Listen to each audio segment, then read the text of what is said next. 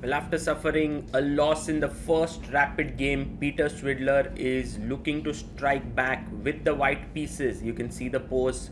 Peter looking away from the board with it in full concentration, and off we go. Pawn up to c4, played by Vidit and played by Peter. What is Vidit going to respond with?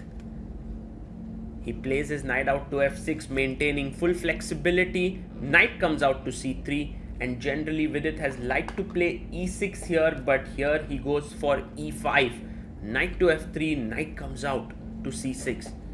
The way in which Peter Svidler plays the English opening is very, very active, and that's the reason why you always get fighting positions, and this is what we are going to witness, I guess, once again as well. Bishop to b4 played, developing your piece. Peter gets his bishop out, and with it now simply short castles. White also short castles.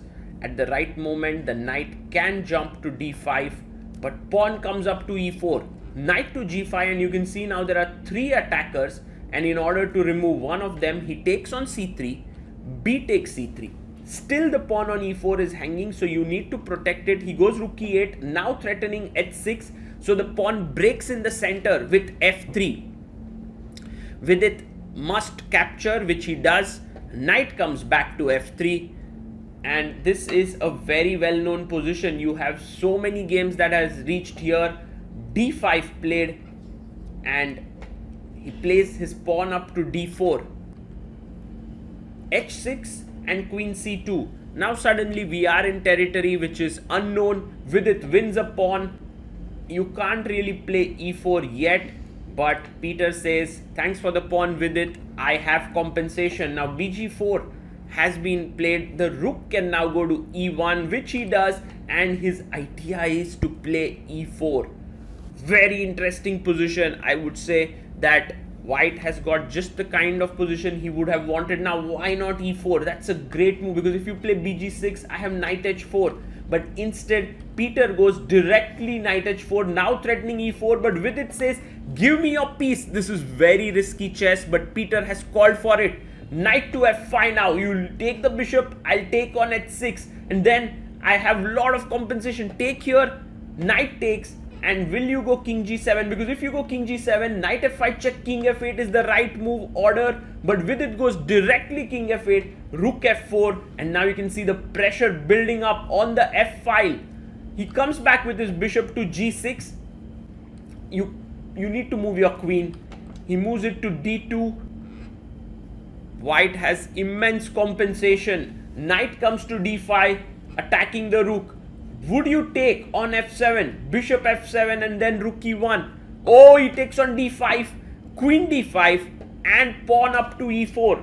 Now Vidit can take rook e4 here, but it's very, very complicated, because then rook takes f7 is hanging, but instead he doesn't go for it. He goes back, and now after rook ef1, White is completely winning. Look at the black pieces, they are so poorly positioned. Rook h4 is a powerful move, but instead he goes d5, and black is back in the game. Rook takes e4 played, which is a decent move, and now Peter mustn't trade. He goes rook f6, which is the best move in the position. He's threatening rook takes g6, the king moves away, and now need to find this amazing move, knight g8, which is not at all easy, because then you're looking at the f6 square with the threat of taking.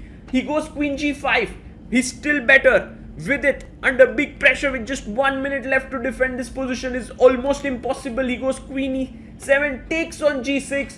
Now you can't take the queen, because after rook g5 it's completely winning, so you need to take here, and once you take, queen takes g6, the king moves up, and now Peter must find knight g8, which he does. Brilliant chess by Peter Svidler, fighting and playing brilliantly. Queen c5 check, an important move that needs to be played, and then Vidit plays it. What a game of attack and defense, both players playing beautifully. Rook e3 is the best defense, so that there is no fork coming in, but there's also rook e5. It's not at all easy to figure out the intricacies within a minute. What is Vidit going to do? Because if you play rook e3, then queen g7, the rook is no longer hanging on e5. But if you play rook e5, that is hanging. Vidit goes rook e5, which is a blunder because now queen g7 check, king d6 can be played. Yes, he finds this. Now king d6 has to be played, otherwise you lose the rook. And once you play queen d6, there is this move, check, knight f6, knight e6, and now very important move to play queen e7 check. Let's see if that happens. Firstly, king goes to d6. Peter Svidler must find this check, knight e6, and he plays it. He plays it. Knight e6 is a forced move, and now queen e7. Don't take the knight. Don't take the knight. No, queen e7 is winning, but d6 is such a big blunder because now after queen d5 and rook takes g8, black is completely winning. He's completely winning, and Vidit has 14 seconds to figure out. Look at Peter Svidler shaking his head. He plays queen d5 check, king here, and now rook takes g8. What did he just miss from a completely winning position? He has blundered this and lost it. So upset, so upset. If he had played queen e7, he would have won the game because king d5, there's queen d7, queen d6, rook d1 check, and you lose the queen. But instead, he played this move, and at the final moment, Vidit Gujrathi manages to beat Peter Svidler. What a crazy game that was. Both the players, of course, analyzing there. There's a lot to be said, but Peter loses this second rapid game, and the lead now 11 and half, 4.5 in Vidit's favor.